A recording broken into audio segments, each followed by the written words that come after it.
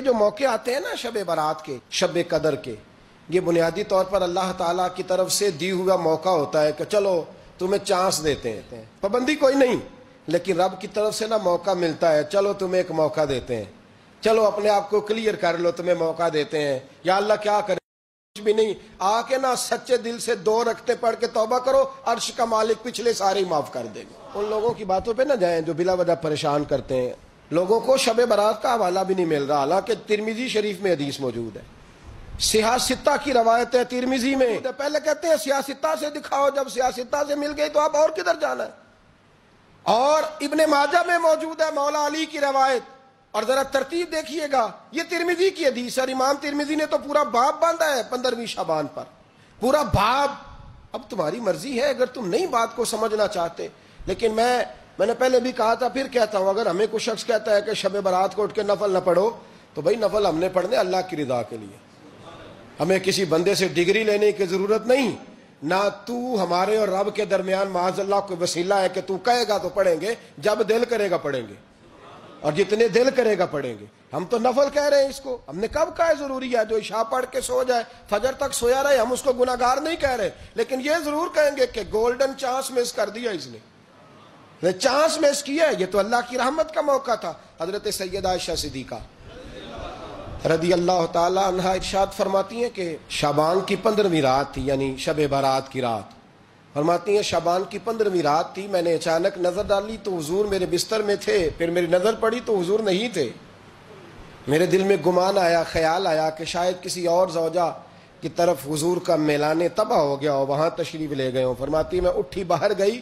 تو نبی کریم علیہ السلام جنت البقیع میں تھے، قریب ایک جگہ پہ حضور دعائیں مانگ رہے تھے۔ فرماتے میں گیا تو حضور فرمانے لگے، ابو بکر کی بیٹی تو نے کیا گمان کیا کہ اللہ کا رسول تیری حق تلفی کرے گا؟ عرض کی حضور آپ مالک ہیں، کہیں اور جانا چاہیں تو میری طرف سے پابندی نہیں۔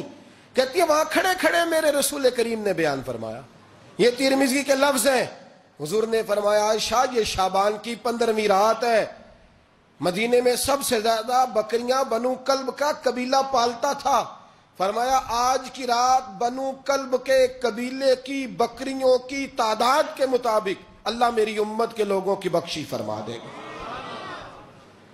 یہ وہ رات ہے۔ جناب عائشہ صدیقہ رضی اللہ تعالیٰ عنہ نے بات رات کو سنی تنہائی میں، نبی پاک سے رات کو تنہائی میں حضور سے سنی، سویرے جناب عائشہ نے کل امت کو بتائی۔ اگر یہ بات اہمیت والی نہ ہوتی تو بی بی صاحبہ آگے روایت کرتی، یہ کتابوں میں آتی، یہ لوگوں کو بتاتی۔ حضرت عائشہ نے روایت کیا اور مولا علی شیر خدا نے تو کھل کے کہا، ابن ماجہ میں حضرت علی سے پیار کرنے والوں کے لیے الگ عنوان، مولا علی نے کھل کے فرمایا شعبان کی 15ویں رات کو رات عبادت کرنا اور سویرے روزہ رکھنا۔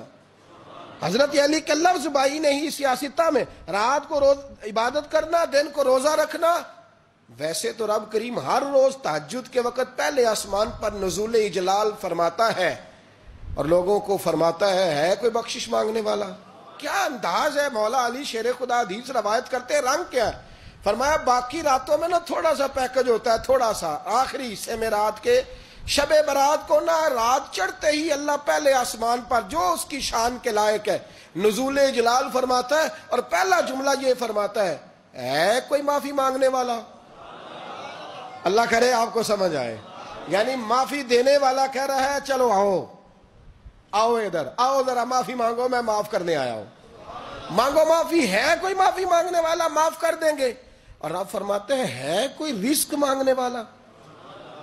وہ جو بڑی درخواستیں دیتے پھرتے ہیں نا مختلف اداروں میں، وہ ایک درخواست نا شب برات والی رات بھی دے۔ اور میں نہیں کہہ رہا، مولا علی شیر خدا فرما رہے ہیں، اور وہ خود نہیں فرما رہے، وہ نبی پاک کا فرمان نقل کر رہے ہیں، اور وہ رسول اللہ صلی اللہ علیہ وسلم کی بات نہیں بیان کر رہے، وہ کہتے ہیں رب فرماتا ہے کوئی روزی مانگنے والا؟ سارے سیٹھوں نوابوں جاگیرداروں کے پاس جا کے تھک گئے ہو، ایک دن میرے کہنے پر، ایک رات، ایک دیہڑی ذرا شب برات والی لگا کے تو دیکھو۔ تو میرے رسول پاک علیہ السلام نے ہمیں یہ میسج دیا، پیغام دیا، فرمایا اس رات جو اولاد مانگے گا رب اسے بھی عطا فرمائے گا، اس رات جو اللہ سے بخشش مانگے گا اللہ اسے بھی دے گا، اس رات جو رب کریم سے عزت مانگے گا اللہ اسے بھی عطا کرے گا۔ شارحین نے لکھا اس رات جو رب سے پردہ پوشی مانگے گا، اللہ اسے پردہ پوشی بھی عطا کرے. جو جنت کا سوالی ہوگا رب اپنے فضل سے عطا فرمائے. کوشش فرمائے. 10 محرم کو ہمارے ہاں لوگ جاتے ہیں قبرستان. وہ کسی حدیث سے ثابت نہیں، میں منع نہیں کر رہا، جائیں 9 محرم کو جائیں، 10 کو جائیں، 11 کو جائیں، 8 کو جائیں، سفر میں جائیں، ربیع الاول میں جائیں، قبرستان میں جب بھی جائیں منع نہیں ہے. لیکن شب برات والی رات تو خود رسول کریم گئے ہیں نا قبرستان. اب جو بات میں نے سمجھانی ہے اس کو سمجھیں. نبی پاک کی والدہ کا مزار نہیں ہے وہاں جنت البقیع میں. حضور کے کو بھائی بہن، حضور کیا کرنے گئے؟ امت کی بخشش کے لیے گئے. شب برات کی رات لالچی نہ بنے کہ صرف میں نے اپنے لیے روزی مانگنی ہے، کل امت کے لیے مانگے. رب کریم سے مانگے، اپنے بھائی کے لیے مانگے، اپنی بہن کے لیے مانگے، اپنے بیٹے کے لیے مانگے، اپنی بیٹی کے لیے مانگے. اللہ کریم سے یہ مانگنے کی رات ہے. پچھلی راتی رحمت رب دی کرے بلند آوازہ، بخشش منگن واریاں کارن کھلا جے دروازہ. آئیں اللہ کی بارگاہ میں اس رات کو کھل کے دعا مانگیں.